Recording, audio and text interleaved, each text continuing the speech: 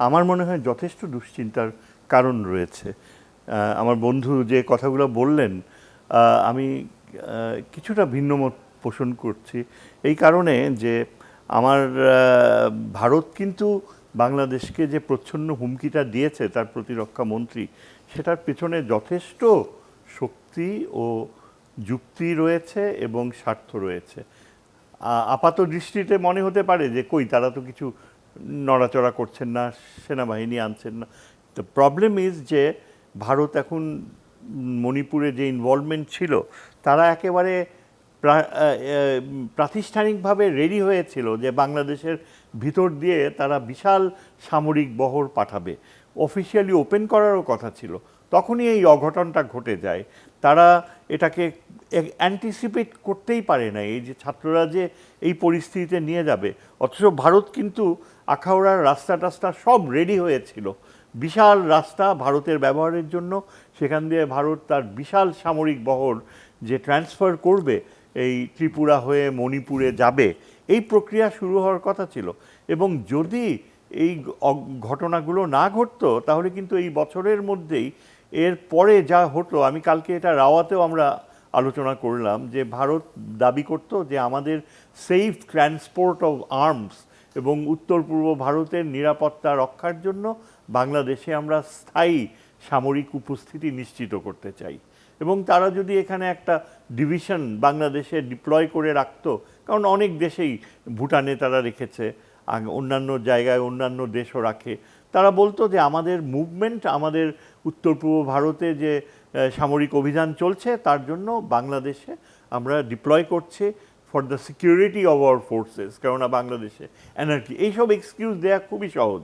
তারপরে যে ইয়েটা আসে, যে কথাটা আসে যে এই হাসিনার ব্যাপারটাই যদি আমরা ধরি, হাসিনাকে ভারত ছেড়ে দেবে না।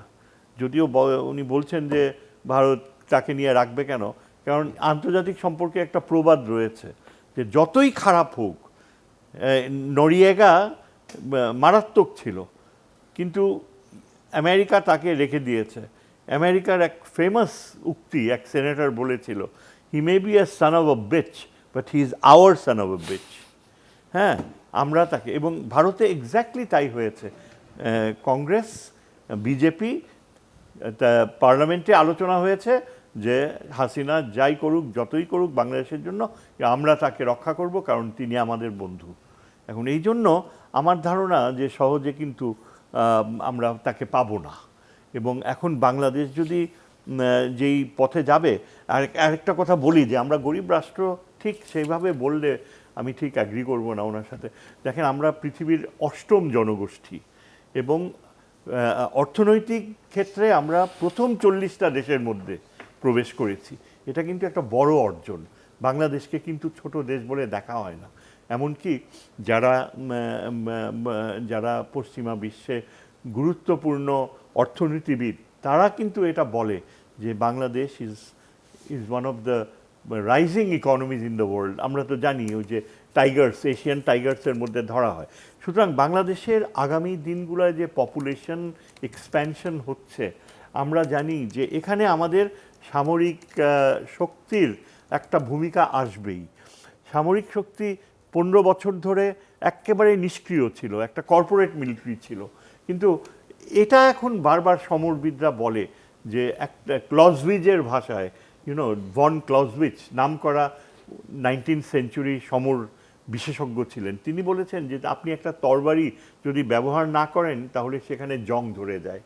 সামরিক বাহিনী, আমি বলছি না যে যুদ্ধে যাবে, তবে সামরিক বাহিনী আমাদের আশেপাশে সবগুলা দেশেই বিভিন্ন সময় কিন্তু ইনসার্জেন্সি হোক বা নিয়ন্ত্রণ হোক, তারা কিন্তু যুদ্ধ পরিস্থিতিতে যায়।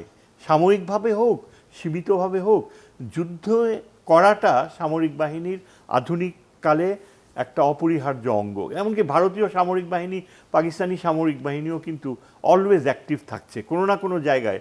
মণিপুরে ভারতের সেনাবাহিনী, পাকিস্তানে বালুচিস্তানের সেনাবাহিনী। আমাদের ব্যাপারে আগামী দিনগুলোতে রোহিঙ্গাদের প্রশ্নে আমরা এই আগেকার এই পলিসি অফ অ্যাপিজমেন্ট কিছুতেই সম্ভব হবে না, কারণ অনেকেই এটা বলছে যে বাংলাদেশের সবচেয়ে বড় পরাজয় হচ্ছে যে আমরা চীনের দিকে তাকাই, জাতিসংঘের দিকে তাকাই, মার্কিন যুক্তরাষ্ট্রের দিকে তাকাই, ভারতের দিকে তাকাই, অ্যাজ ইফ তারাই দায়িত্ব নিবে রোহিঙ্গাদের ফেরত পাঠায়। এটা কখনো হবে না, তারা তাদের স্বার্থে ব্যবহার করবে। আমি একজন রোহিঙ্গা নেতৃস্থানীয় লোকের সাথে বেশ দীর্ঘ আলোচনায় বের হয়ে আসছে, আমাকে উনি বলছেন যে আপনারা ওই যে বাইরের দিকে তাকিয়ে থাকেন, এটা হবে না, আপনারা আমাদের সাথে কথা বলেন, মানে রাখাইনের সাথে কথা বলেন, আর আরাকান আর্মির সাথে কথা বলেন।